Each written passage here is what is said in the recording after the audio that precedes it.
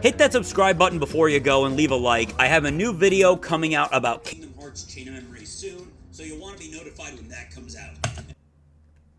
Why do I say things? Kingdom Hearts, a franchise that sparks both joy and a lot of confusion at the mere name of it. To me, it definitely brings far more joy than confusion, and has been my favorite franchise ever since I played Kingdom Hearts 2 all those years ago. Now that the games are finally on Steam, as of 5 months ago, I thought now, or then, was the perfect time to finally make a video about it. Originally, I was going to do a definitive ranking of all the games, but since I have no way to actually play 358, that's going to have to wait until I find a copy. I will get you one day!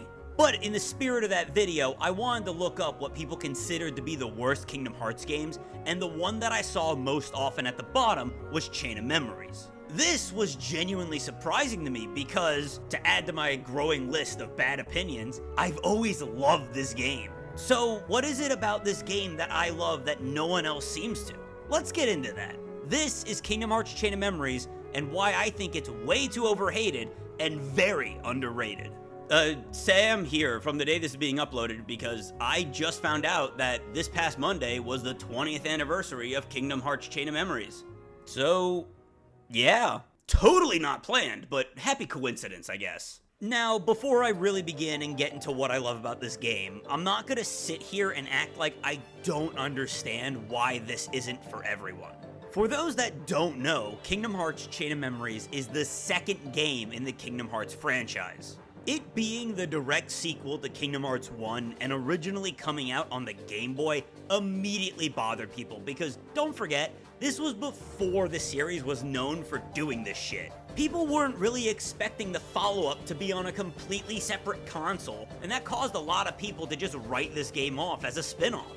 This thought process made a lot of the fans just skip straight to Kingdom Hearts 2 and left a lot of them out of the loop. Which really sucks because one of the most underrated parts of this game is the story. I really think it's one of the better plots in the entire series. A lot of people like to say that the story from this game is just a recap of Kingdom Hearts 1, and whenever I hear that, it makes me question if they actually played the game. Okay, fine, the Disney worlds are basically a recap. Just change the word memories to hearts and boom, it's the same thing. But then there's this. Everything that happens in Castle Oblivion is new. Yeah, because Best Boy Axel was totally in the first game. I really do see how Chain of Memories is just a recap. Though Sora's story in this is basically all set up for Kingdom Hearts 2, I think it does that very well. It makes you naturally ask questions like, what are nobodies, who is Naminé, and how can Sora have memories of a place that he's never been? Some of them are answered in this game, and some of them are answered in Kingdom Hearts 2. You have to play both to get the full story. Sora's journey through Castle Oblivion is essentially a mystery plot, which I don't think the series has ever really taken a crack at since. It's a really underrated gem of a plot, and I think it's a shame that a lot of people seem to just write it off. However, Chain of Memories being on the Game Boy was not the biggest problem with fans. What bothered people even more was the gameplay itself. You see, this is the black sheep of the entire franchise. All the other non-mobile games do tend to play very similar to each other, albeit with some minor differences. You play Birth by Sleep, 3D, or even Recoded, and they're all gonna play very similar to each other. The only game that does not play like the rest in any way, shape, or form is Chain of Memories. Unlike every other game in the franchise, which are basically just straight up action JRPGs, Chain is what I can only describe as a real-time card game. Oh, by the way, from here on out, if you're over 21, here's a fun drinking game. Take a drink every time I say cards. Just don't plan on driving after you do that, though. Cards are such a massive part of this game.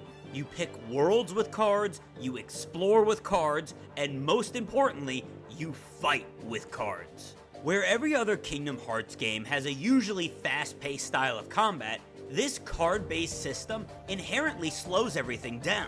When Chain of Memories was on the Game Boy, it was annoying, but the change made sense. I mean, come on. You can't run classic Kingdom Hearts on a Game Boy. If you tried, the damn thing would explode.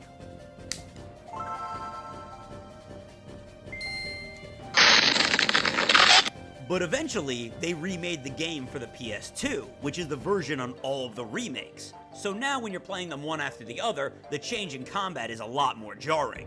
This whole card system is not what fans of this series wanted from the sequel. So no, I'm not gonna sit here and act like I don't understand people's hate for this game. But that doesn't mean I agree with it. Because looking back, the cards are actually what I love most about Chain of Memories. Alright, I think I've danced around the point enough.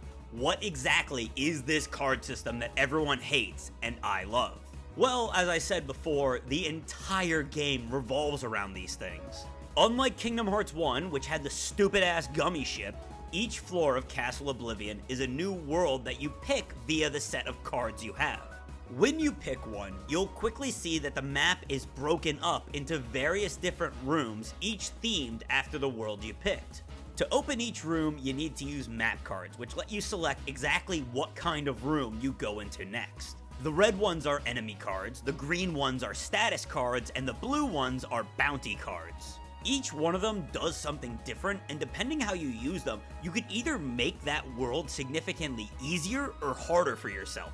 Want to go the entire world without seeing a single Heartless outside of the first room? Well, use the right blue cards, and yeah, you can do that. Or if you don't want to encounter any powerful Heartless, there is a combination of cards that will let you do exactly that. While yes, I do love the exploration in other Kingdom Hearts games, what I like about this one is it makes each playthrough of Chain of Memories feel very different and special compared to the rest. I mean, think about it. Odds are you're not going to get and use the exact same map cards every time, so no two playthroughs should be exactly the same. In fact, during the playthrough I did while I was writing the script, in the last few worlds, I just stopped getting green cards for some reason. But as I was replaying the game to record my footage, I started getting them in those worlds. You never know what's gonna happen. This begs the question, how exactly do you get the map cards? From defeating enemies, of course. Which means it's finally time to talk about my favorite part of the game, the combat. Yeah, you heard that right. The reason I love this game so much is the combat. Though again, I do get why people don't like it, because it is very complicated, even when you do know what's going on. As you explore the rooms, you'll run into Heartless as usual, but you can't actually fight them on this screen. In order to actually start the fight, you either have to touch or hit the Heartless, and then you're taken to the battle section. Now you can actually fight, but it's not as simple as just this time. Just try to stay with me here, this is gonna get very complicated very fast.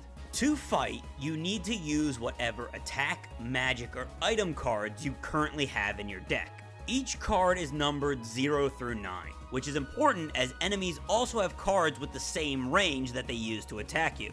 If the card that you played is higher, or played when the enemy is not doing anything, you will attack like normal. But if you play a card with a lower number than the enemy, then they break your card and cancel your attack. However, the same goes in reverse. You play a higher card than the enemy, you break their card, and you get priority. Playing cards of equal value will also cause a card break, but nobody will get to attack. The higher number your card has, the less likely it will be broken, with one exception. 0 is a special case, as it can break any card no matter the number, but can also be broken by any card played after it. Another tool that the game gives you is the ability to stack cards with triangle. You can stack up to 3 cards, and doing this will let you play something with a value greater than 9.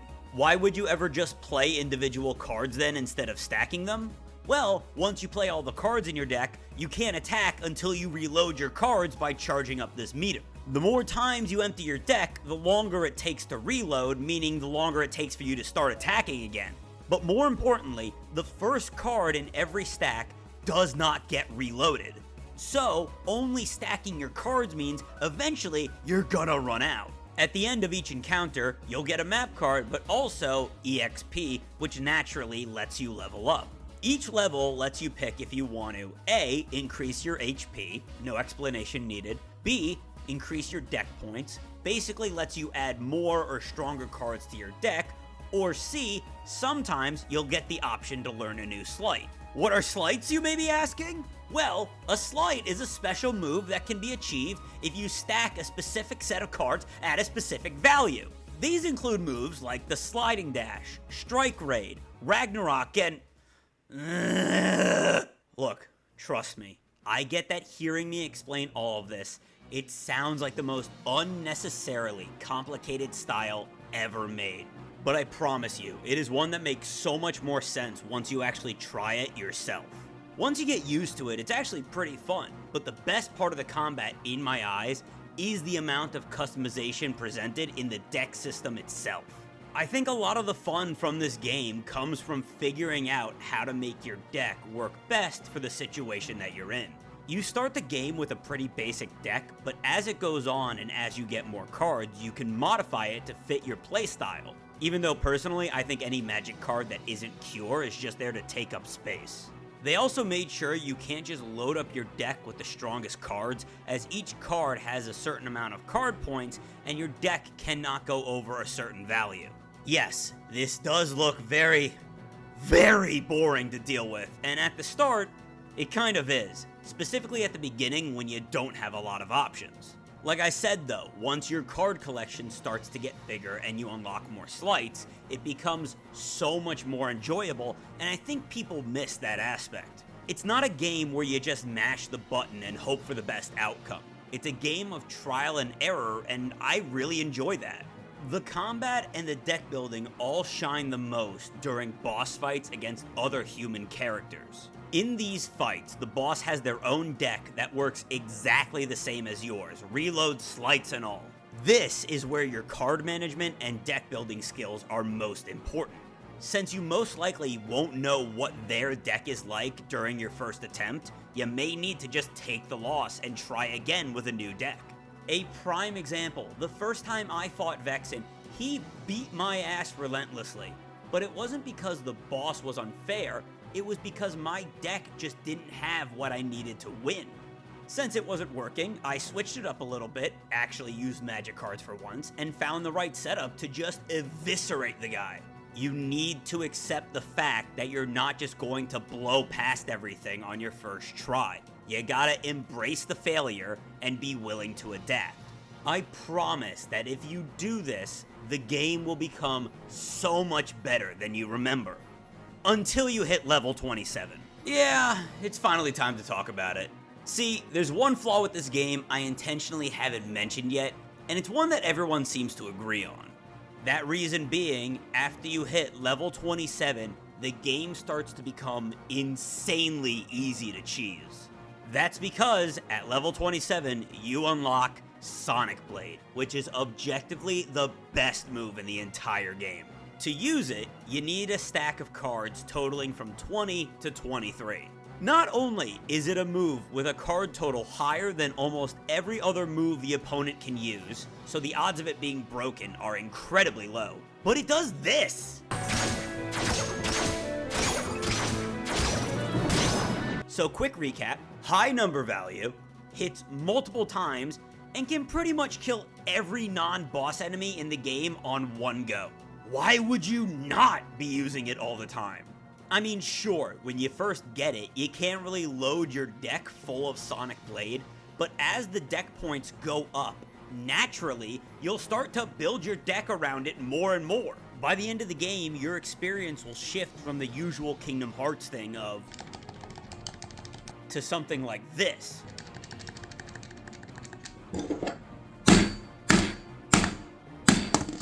As you Sonic Blade over and over and over and over again. The fun in this game is like a bell curve. It gets more and more and more fun until around here, and then it hits a peak level of fun before going back downhill. Sure, the game does become much easier, but all the trial and error, all the deck customization, and all of the thinking just goes out the window the more you level up, which, yes, sucks hard. So I should just stop the video, right? It's over, it's pointless. I said this game was both underrated and overhated, but I just confirmed that one of the biggest complaints about this game is true. It is way too easy to cheese. Well, don't click away yet, because while yes, that might be true, what most people fail to remember is, it's only true for half of the game. You see, everything I have mentioned so far only applies to the first half of the game, where you play as Sora, but the more neglected and better part of the game comes after you finish your initial playthrough as Sora and unlock Reverse Rebirth, a brand new story where you get to play as Riku. Not only is the story absolutely amazing, which deals with the emotional and physical fallout of Riku falling to darkness in the first game, but the combat is entirely different as well. And by different, I mean they fixed the biggest issue with the combat. Now, it is no longer easy for you to destroy everything in your path once you unlock some overpowered slight. In Riku's story, you lose the ability to edit your deck. Each floor gives you a predetermined set of cards that you need to learn how to use and manage. Some decks are full of high value cards and some are not. Thankfully, I think the combat still works because each deck that you get fits the world, so you never really feel like you're at a disadvantage. Except for Wonderland. That deck gets the biggest middle finger thrown its way. Stupid fucking deck only gives you 9 cards, all valued at 5 or less, and then you have to fight this gangly bitch again. Also, reloading your deck is now instant. Sure, you once again lose the deck customization and figuring out what cards work best for what enemy. However, like I said before, the combat has a lot more improvements, including changing how slights work and making them not so overpowered. This time, no matter what cards you stack, the slights will not activate. When playing as Riku, there are 2 ways to use slights, and both of them make you really pay attention to what cards you have in your deck and take full advantage of the card break system. Specifically because the 2 major changes both revolve around card breaking. The first and the smaller of the 2 additions is called the duel mechanic. For Riku, when you play a card with the same value as the enemy's card, instead of nothing happening, you can enter a duel. If activated, you then have a limited amount of time to break a certain number of cards, and if you do it successfully, then you perform a slight. The number of cards you need to break can range anywhere from 3 to 7, but to be perfectly honest, I'm not sure what causes the number to change, but it sure is a lot of fun to pull off. The bigger second change, and my favorite, is the inclusion of dark points. So what happens is, when you play a higher number card than the enemy, the difference goes into this meter next to your health. Fill it up completely and you enter dark mode. When you enter this mode, not only can you use slights the same way that you did in Sora's story, but your attack is increased and you're also faster. With these 2 changes, slights are no longer the instant win button they became by the end of Sora's story. They are now what they always should have been, a reward for understanding the game's other combat mechanics. In all honesty, Sora should have had something similar to these 2. Could you imagine having to build your deck around being able to break as many cards as possible before you could just Sonic Blade your way to victory? That would have really made this game even more awesome than it already is, because all of a sudden, you now need to use all the tools at your disposal. Throughout this whole video, I do keep saying I understand why this game isn't for everyone. And while that still remains true, I hope I've shown by this point that the major issues are only in a much smaller part of the game than most people think. When people complain about the game, their complaints tend to only cover about 1/4 of the whole overall experience. Yes, the latter half of Sora's story is held back by the majority of those major problems, but that still means 75% of the game is a lot of fun. And by the way, yes, Riku's story is half the game, not just bonus content. Sora's story took me about 13 hours to beat, while Riku's took me a little over 10. It's not just some side story, it's the full second half of the game. Does the game have some issues with that remaining 75%? I mean, of course, what game doesn't? Even with those issues though, I can't pretend to agree with the majority on this one. Chain of Memories is a very good game, and it gets way too much hate in the community. Is it a masterpiece? No, but it's definitely still a fun time. If it's been a while since you last played it, try it again, actually get to Riku's story, and maybe it'll be better this time around than you remember. Hey everyone, thanks for watching. I promise I'm never gonna say a video's coming out soon, ever again. Be sure to hit that subscribe button and the bell icon for when that next video comes out though, because it may be a follow-up people have been asking me to make for a while now. Might have something to do with Celeste. Also, don't forget to check out my podcast, My Parents' Basement. It's available on every major streaming platform that you can think of. Alright, I'm done here. See y'all next time.